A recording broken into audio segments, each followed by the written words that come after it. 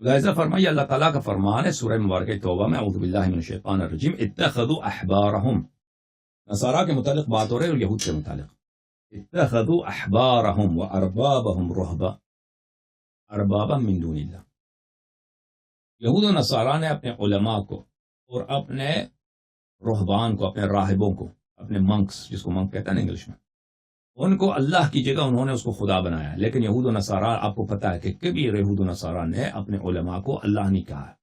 قرآن کہہ رہا ہے کہ انہوں نے ان کو اللہ کہا، ان کی عبادت کی ہے. وما امروا الا ليعبدوا الها واحدا، اور اللہ نے اعلان کر ان پہ واجب کیا تھا کہ ایک اللہ واحد کی عبادت کریں.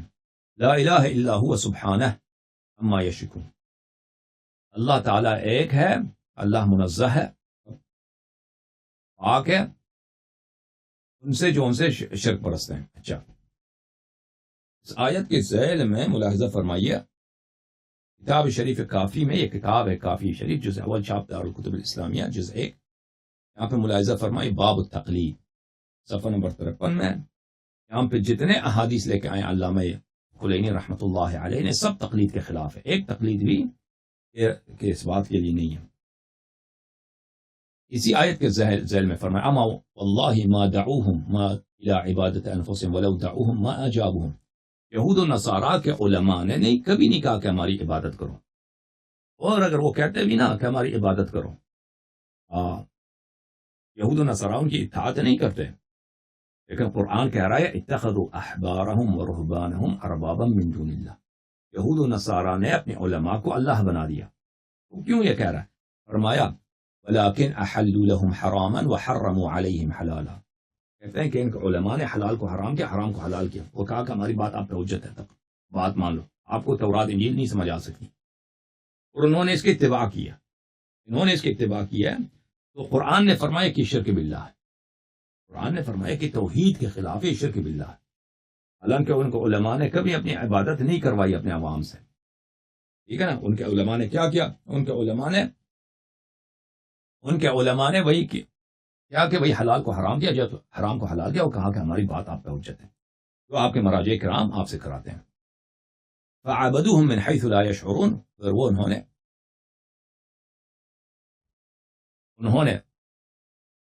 ان کو خود بھی پتہ نہیں، یہود و نصارہ کو، انہوں نے اپنے مراجع کو، اپنے علماء کو اپنا رب بنا دیا. اور اس کو کلینی صاحب نے کس باب میں لایا؟ باب تقلید میں. دوسرا بھی حدیث امام جعفر صادق علیہ السلام سے، اتخذوا احبارهم ورهبانهم اربابا من دون اللہ، فقال، امام جعفر صادق علیہ السلام نے فرمایا کہ واللہ ما صاموا ولا صلوا لهم. اللہ تعالیٰ فرماتا ہے قرآن میں کہ یہود و نصارہ نے اپنے علماء کو اپنے لیے کیا بنا دیا؟ رب بنا دیا. ان کی عبادت کی. اللہ کی قسم کبھی بھی یہود و نصارہ نے اپنے علماء کے لیے نماز نہیں پڑھی ہے، ان کی عبادت نہیں کی، ان کے لیے سجدے نہیں کیے. ولیکن احلوا لهم حراما وحرموا علیہم حلالا فاتبعوہم، لیکن ان کے فتووں پہ عمل کیے. ہر طرف فتوے آتے ہیں، عمل کرتے ہیں، حلال حرام پہ فتوے دیتے ہیں، کہتے ہیں ہمارے قوم آپ پہ حجت ہے، ان کی تقلید کرتے ہیں. ٹھیک ہے نا. ہمارے علماء کیا یہ نہیں کرتے؟ بالکل یہی کرتے ہیں. آپ نے ان کو رب بنایا نا کہ وہ جو بھی کہیں وہ حق ہے، جو بھی وہ کہیں وہ ہم پہ حجت ہے. ملاحظہ فرمائیے، ایک اور حدیث میں آپ کو دکھا دوں. یہ کتاب تصحیح الاعتقاد شیخنا المفید رحمۃ اللہ علیہ، شاب دار المفید.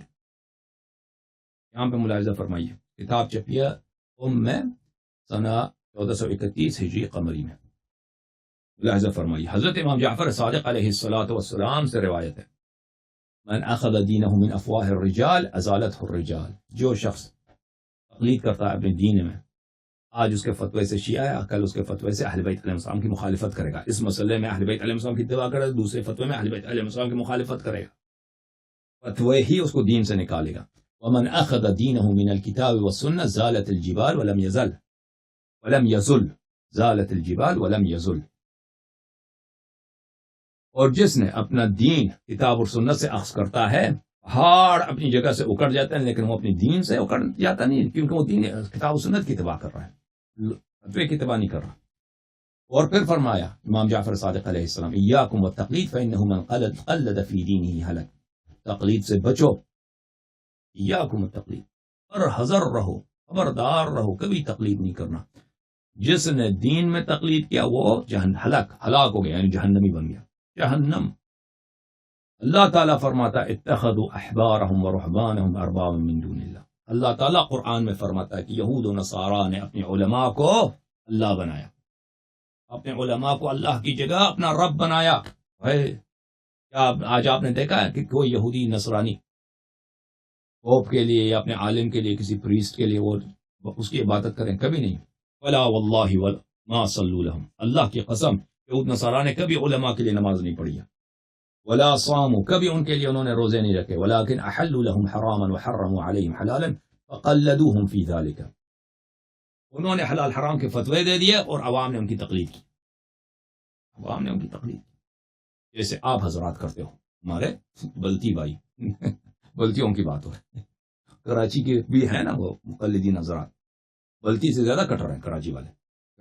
بلتی والے کراچی والوں سے زیادہ کٹر ہیں جو مقلد ہیں. ان دونوں میں میچ ہونا چاہیے کہ کون سے زیادہ کٹر ہے. ٹھیک ہے نا. عقل ہے نہیں، دین ہے، دیانت ہے، عمل ہے، عقل نہیں ہے. ٹھیک ہے نا. پرواہ نہیں ہے.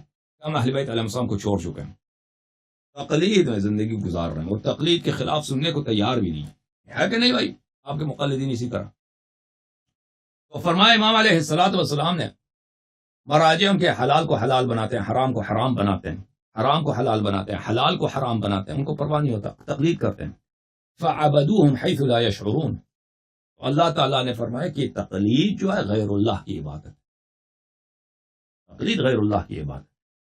اوکے.